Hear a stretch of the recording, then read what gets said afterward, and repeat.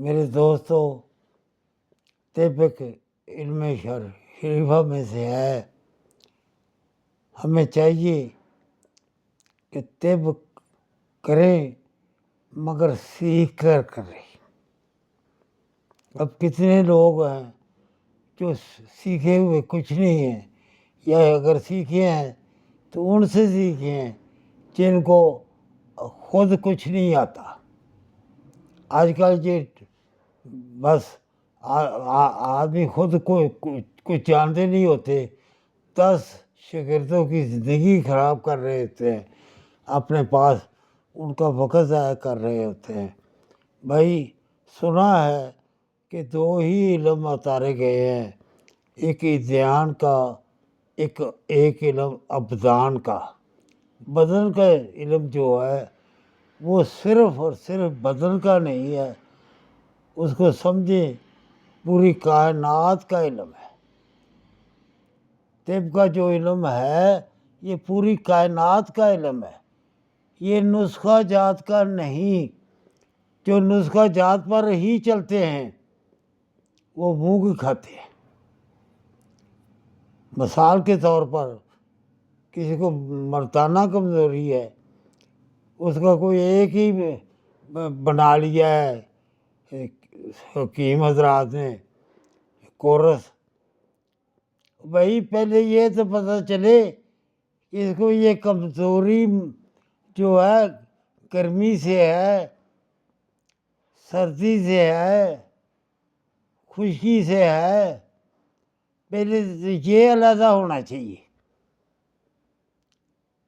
Course کبھی کامیاب ہوتے ہیں، یہ مردانہ کا کورس ہے، یہ فلانا کورس ہے. مزاج طے کیے ہوئے کرنے کے بغیر، مزاج طے کرنے کے بغیر جو بھی کسی چیز کی دوائی دیتا ہے کہ یہ اس چیز کا نسخہ ہے، وہ مجرم ہے. طب کو نہیں جانتا، پیسے ہی بنانے کی کوشش میں لگا ہوا ہے. دل کا یہ نسخہ ہے. کیا دل جو ہے کسی ایک تحریک میں وہ اس میں فالٹ مارتا ہے؟ بھائی اس کی تحریک دیکھے بغیر نہیں، نبض دیکھے بغیر نہیں. میں تو کہا کرتا ہوں سب سے پہلا واسطہ طبیب کا مریض کے ساتھ ہے نبض کا. نبض ہم نے سیکھی نہیں ہے، اگر سیکھی ہے تو اس سے سیکھی ہے جو خود نبض کو نہیں جانتا. یہ سب سے پہلے دوستوں سے، بھائیوں سے گزارش ہے، عرض ہے کہ نبض سیکھے. اس سے سیکھے جو نبض کو جانتا ہے، ایسے ہی ہانکتا نہ ہو کہ نبض اوپر ہو تو ذراتی ہے، درمیان میں ہو تو گدی ہے، اور نیچے ہو تو اعصابی ہے. صرف 3 نبضیں 6 ہے. ہر ایک نبض علیحدہ علیحدہ اپنے اندر وہ چیز رکھتی ہے، مزاج رکھتی ہے. ہر نبض کا علیحدہ مزاج ہے.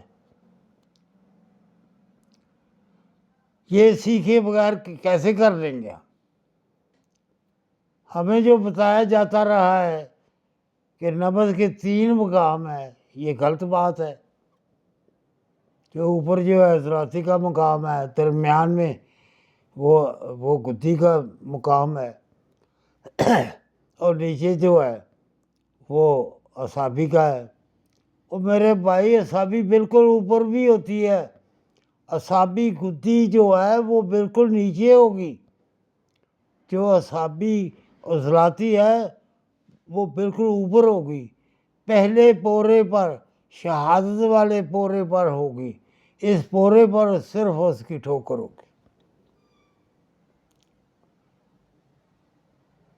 اور 2 نبضیں اور اوپر ہیں، 3 نبضیں جو منخفض ہیں، گہرائی میں ہیں، اوپر سے نیچے گدی عضلاتی، اور اس سے تھوڑا نیچے قوتی اعصابی ہے، اس کا علیحدہ مقام ہے، اس کا نمس علیحدہ ہے، اس کی رفتار علیحدہ ہے، اس کی توالت بھی علیحدہ ہے۔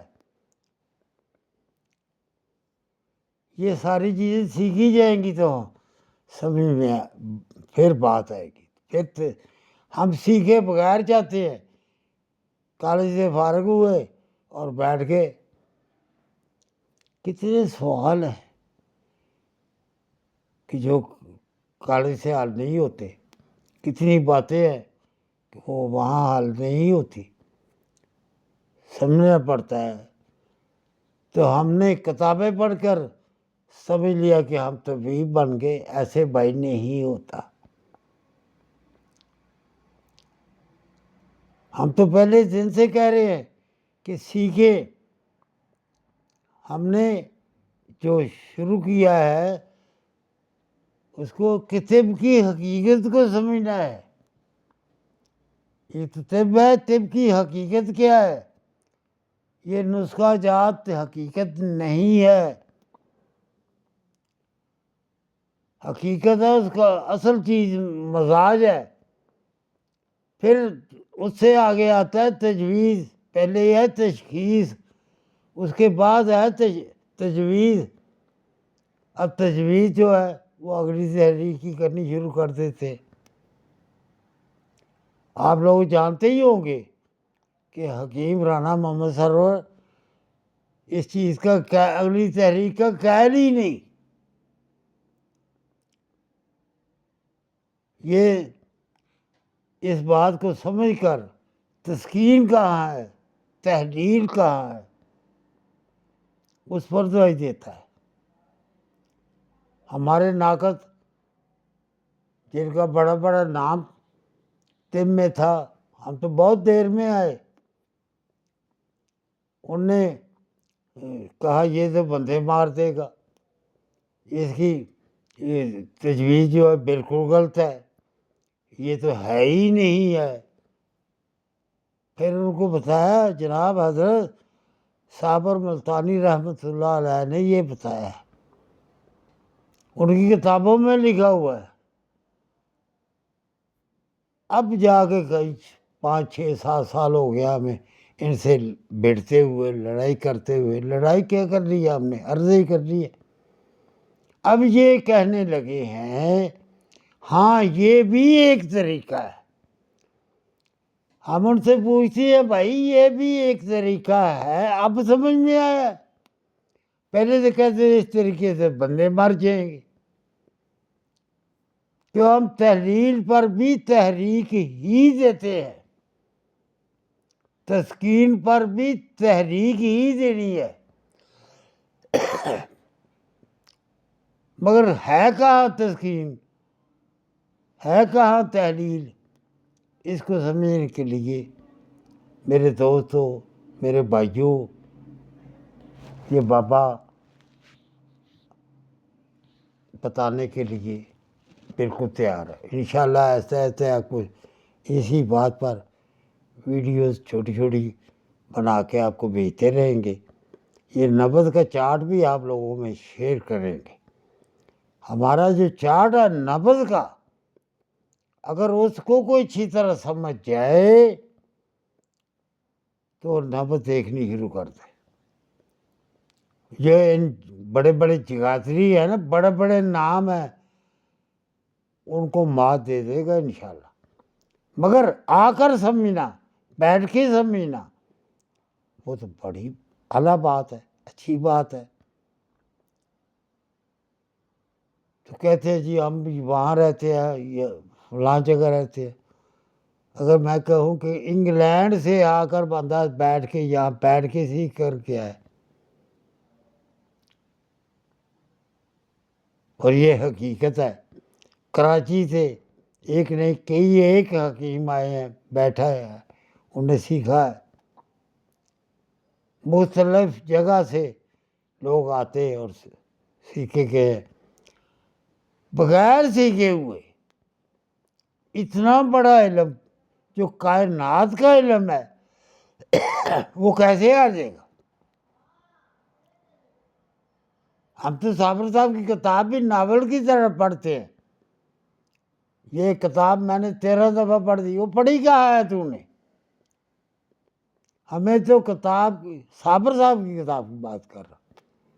ایک لائن نہیں چلنے دیتی. ایک لائن میں کئی سوال اٹھ کر سامنے آ جاتے ہیں. وہ سمجھ کر پڑھیں گے تو سوال آئے گے، ورنہ نہیں، کبھی نہیں.